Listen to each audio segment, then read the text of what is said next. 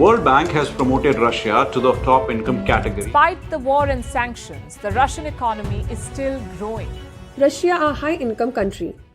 24 फरवरी 2022 को रूस यूक्रेन युद्ध शुरू हुआ।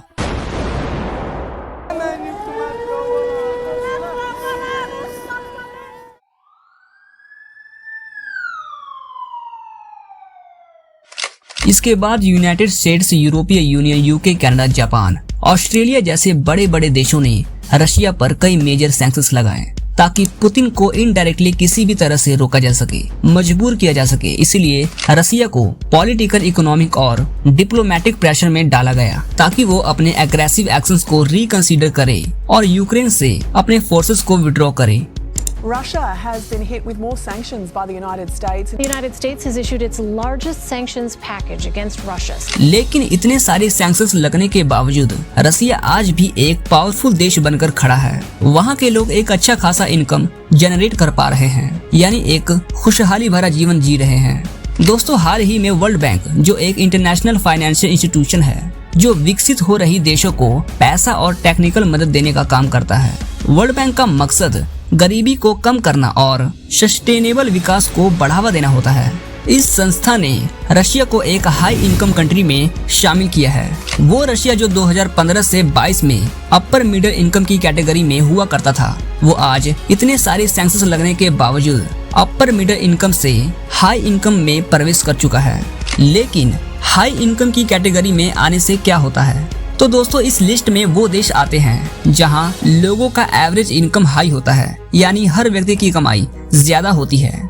वर्ल्ड बैंक कंट्रीज को उनके इनकम लेवल्स को क्लासिफाई करने के लिए एक सिस्टम इस्तेमाल करता है जो कि प्राइमरली उनके ग्रोस नेशनल इनकम यानी कि GNI पर कैपिटा पर आधारित होता है। ये क्लासिफिकेशन इनकम लेवल को मेजर करने के लिए और इंटरनेशनल कंपैरिजन करने के लिए किया जाता है।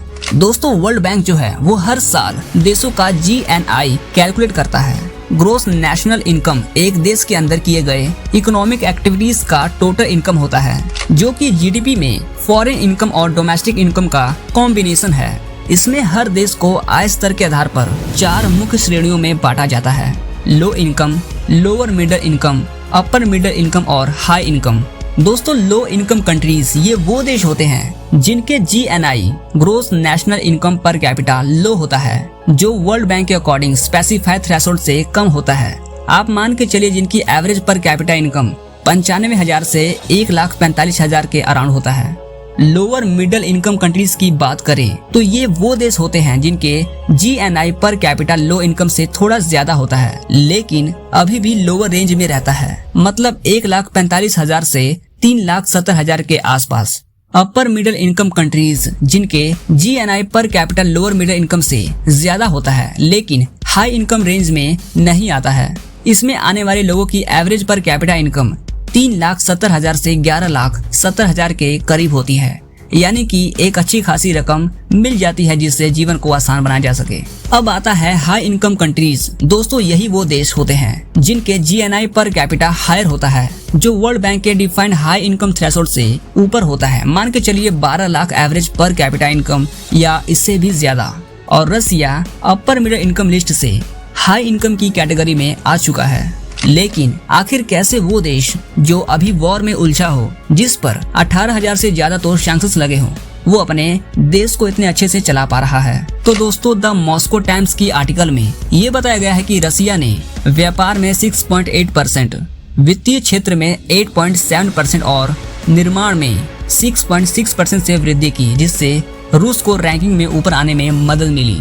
दूसरा कारण है रशिया यूक्रेन वॉर। इस युद्ध के कारण रसिया ने अपने मिलिट्री खर्च में वृद्धि की है, जो उसकी GDP पर सकारात्मक प्रभाव डालती है। मिलिट्री और इससे जुड़े हुए क्षेत्रों में वृद्धि होने से देश की अर्थव्यवस्था को कुछ हद तक मजबूती मिली और इसने GDP को बढ़ाने में योगदान दिया है। और तो और एक अच्छी खासी सैलरी पर लोगों को सेना में भर्ती दी गई, जिससे वहां पर रोजगार के मौके बढ़ने शुरू हुए।